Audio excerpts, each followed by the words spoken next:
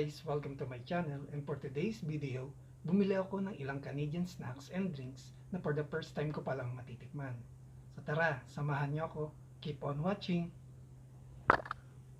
A few moments later. Ito na guys, ito yung mga Canadian snacks na binili ko. Unahin natin yung Western Family Swiss Chocolate. Yan. And then, yung Aero Chocolate. And then, yung Smarties.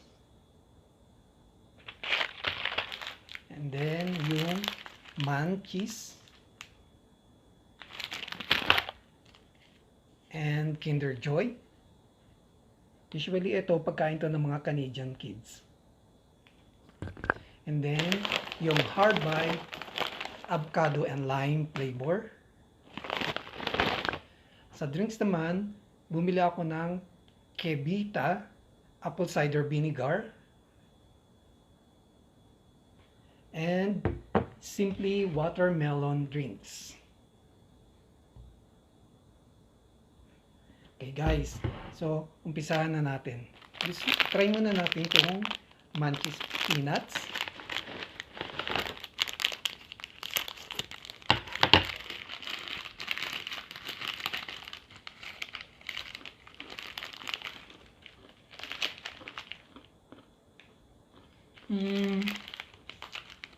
Actually, wala naman siyang pinagbago sa peanuts natin diyan sa Pinas. Meron lang silang konting dinagdag na flavoring para mas lalong mapasarap yung peanuts nila. Okay? And then, sunod naman natin itong Aero.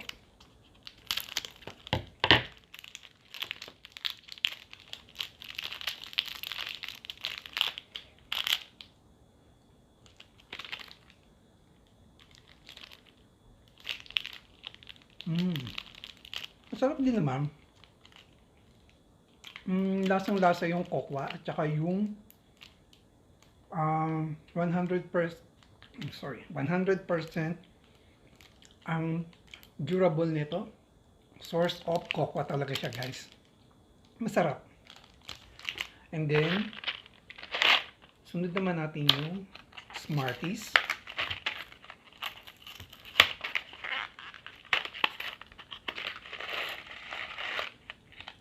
So guys, para lang din siyang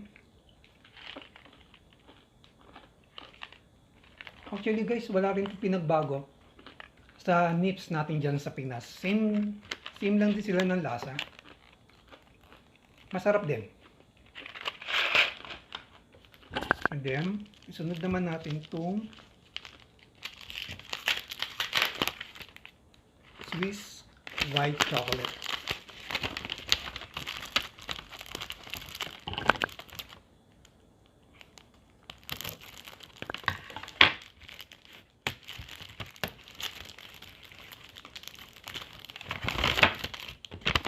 Guys,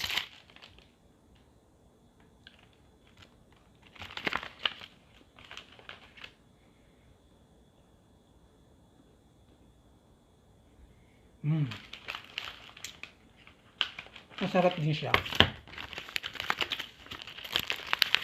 Medyo sobrang tamis nga lang din guys, pero masarap din. Okay, sunod natin itong Hard Bite.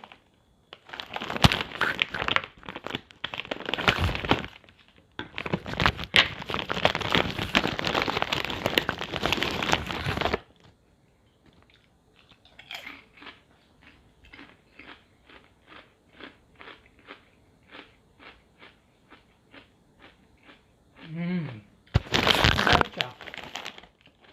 Para di siya sa atin yung Lays. Actually, may Lays din naman dito. Kung ikukumpara siya sa pagkain natin sa Pinas, may tulad siya sa parang ano nga bang pinaka the best na katapat nito sa atin. Para din siyang lasang chippy, pero ang style niya parang potato chips. Masarap.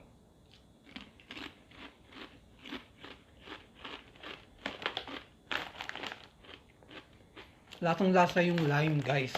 Masarap siya, actually. Okay. And then, isunod naman natin itong Kinder Joy.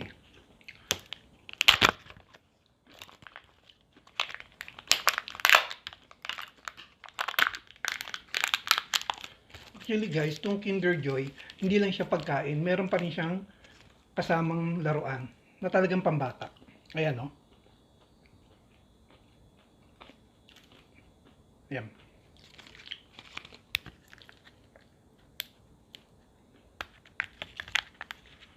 Sarap din naman. Actually, matagal na rin naman ako dito, pero never ko pang natikman itong mga items na to.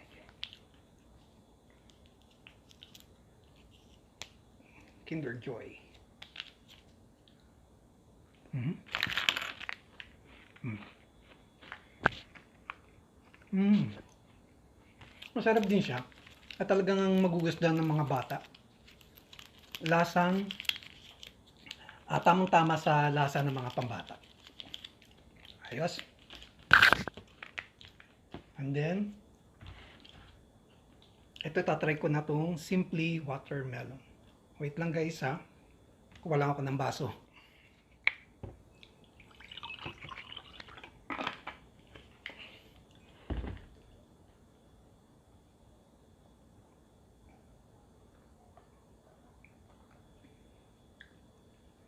Masarap din siya. Lasang watermelon. Of course, watermelon flavor, di ba? Masarap siya.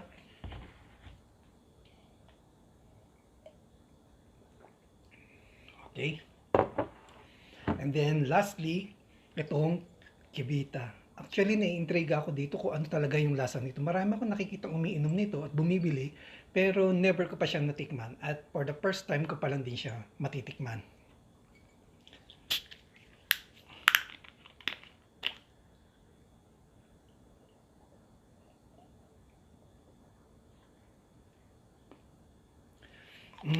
Medyo kakaiba nga talaga yung lasa niya. Asim-asim na mayroong kasamang luya.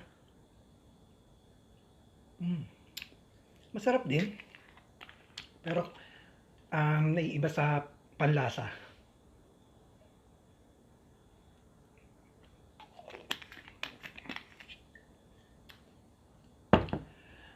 So, there you have it guys. Napakita ko na sa inyo yung mga ilang Canadian snacks na for the first time ko pa lang ding natikman.